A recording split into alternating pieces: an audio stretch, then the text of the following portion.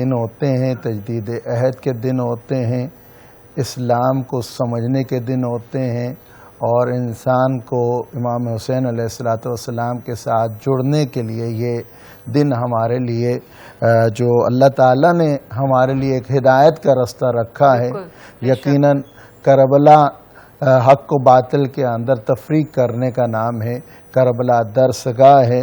اور اس کے معلم جو ہیں وہ خود امام حسین ہیں، اور یہ پورا گھرانہ علم کے ساتھ تعلق رکھتا ہے۔ رسول اللہ نے اپنے آپ کو انا مدینۃ العلم کے ساتھ جو ہے تعارف کروایا، اور حسین کے بابا کو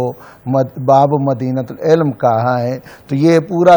گھرانہ ہی علم والا گھرانہ ہے، اور کربلا کے اندر جو بھی ان کے خلاف آیا وہ جاہل تھا،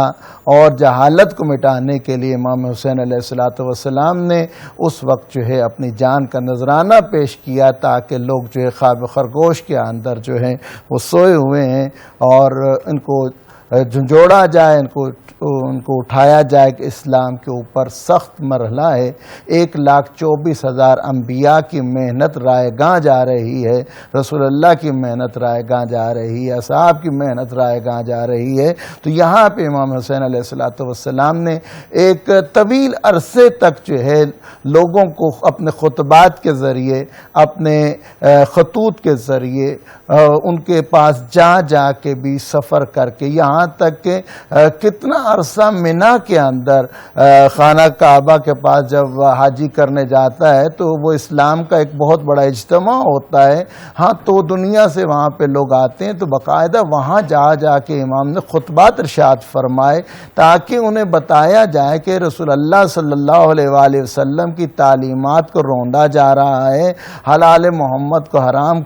قرار دیا جا رہا ہے، اور حرام محمد صلی اللہ علیہ وآلہ وسلم کو حلال قرار دیا جا رہا ہے، اور یہ تمام تر فتنے جو ہیں وہ سر اٹھا رہے ہیں، اور تم لوگ آرام سے جو ہے وہ صرف نمازوں پہ لگے ہوئے، روزوں پہ لگے ہوئے ہو۔ یقیناً کربلا کا جو ہے وہ ایک دن میں آباد نہیں ہوئی ہے، کربلا ایک طویل سفر ہے، وہ آدم کی خلقت سے ہی یہ سلسلہ شروع ہو گیا تھا، اور حضرت آدم کے ساتھ ساتھ کتنے ایسے انبیاء تھے جن کو باقاعدہ کربلا کی سرزمین سے گزارا گیا تھا، اور انہوں نے جب وہاں پہ مشکل دیکھی، کیونکہ کربلا زمین ہی ایسی ہے کہ جو وہاں پہ گیا ہے اسے کوئی نہ کوئی مشکل، پریشانی، مصیبت آئی ہے۔ تو حضرت آدم وہاں گزرے، حضرت نوح کو وہاں گزارا گیا، حضرت ابراہیم، حضرت اسماعیل، حضرت موسیٰ علیہ السلام اور حضرت عیسیٰ علیہ السلام۔ نبی اکرم صلی اللہ علیہ وآلہ وسلم بھی جب معراج پہ جا رہے تھے تو سوال کیا تھا، تو بتایا گیا تھا، تو انہوں نے گریہ کیا تھا۔ پھر مولا امیر المومنین علی ابن ابی طالب جب سفین سے واپس لشکر جا رہا تھا، اس جگہ پہ باقاعدہ بیٹھ کے انہوں نے گریہ کیا اور بتایا یہی وہ مقام ہے جہاں میرے بیٹے حسین کو شہید کیا جائے گا۔ تو ایک گویا کہ ایک پورا تسلسل کا نام ہے کربلا، کہ حق کے ساتھ ساتھ جو باطل چلتا آ رہا ہے، ہاں اس کی جو انتہا ہوگی وہ کربلا سے پہلے تک تھی، اور کربلا کا جو سبب بنا وہ جب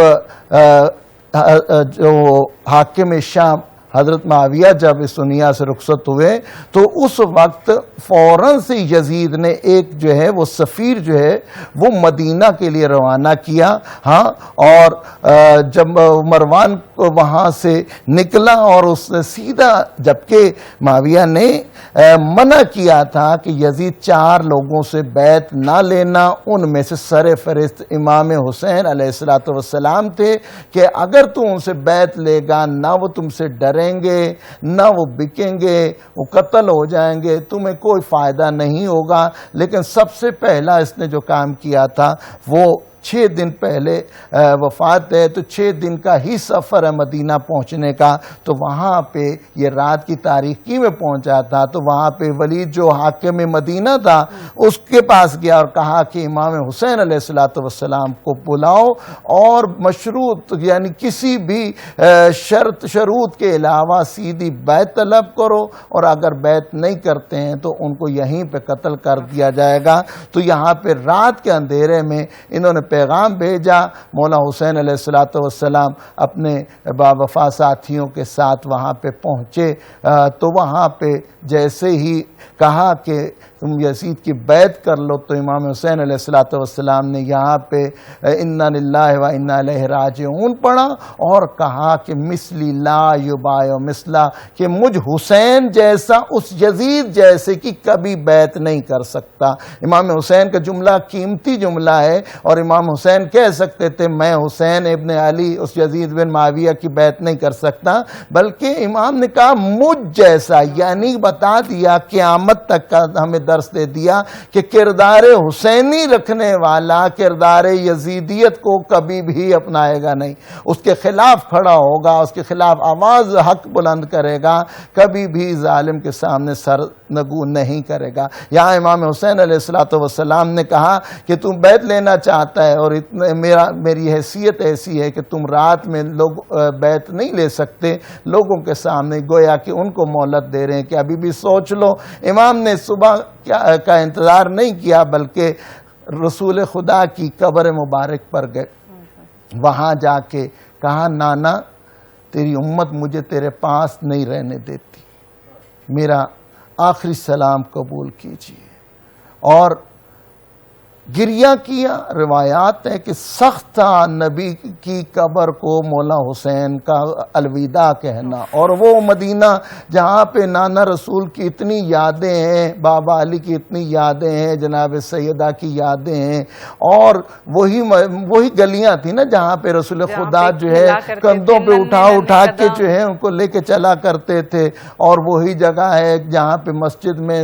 سجدے کی حالت میں یہ سوار ہو جایا کرتے تھے اور رسول اپنے سجدوں کو طول دیتے تھے۔ وہی مسجد تھی نا جہاں پہ رسول بیٹھ کے خطبہ ارشاد کرتے تھے، تو جب حسین کو دیکھتے تھے تو اپنا خطبہ چھوڑ کے حسین کی مدحت بیان کرنا شروع کر دیتے تھے۔ بڑا سخت تھا، اور یہاں پہ روایات میں ہے کہ بہت دفعہ غشی طاری ہوئی، اور پھر پوچھا کہ اے نانا اللہ کیا چاہتا ہے؟ یہاں پہ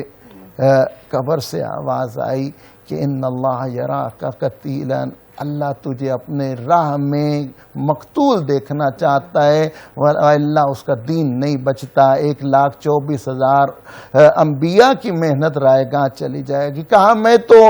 مرد ہوں، میں قتل کر دیا جاؤں فرق نہیں پڑتا، لیکن مستورات کا کیوں حکم دیا گیا؟ تو یہاں پہ کہا ان اللہ یراہن صبیانا، اللہ تعالیٰ انہیں اپنے راہ میں جو ہے اسیر دیکھنا چاہتا ہے کہ اے حسین تو نے تو کربلا میں شہید ہو جانا ہے، تیرا مقصد وہاں فنا نہ ہو جائے، تجھے وہاں پہ خاموشی سے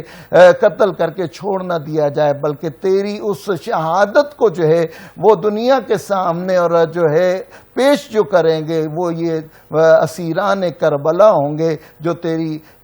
حق کی پرچار کریں گے، تیرے مقصد کو بیان کریں گے۔ یہاں پہ امام حسین علیہ السلام نے اپنے نانا کی قبر کو الوداع کہا، اور پھر فہرست تیار ہوتی ہے۔ اور یہاں پہ ایک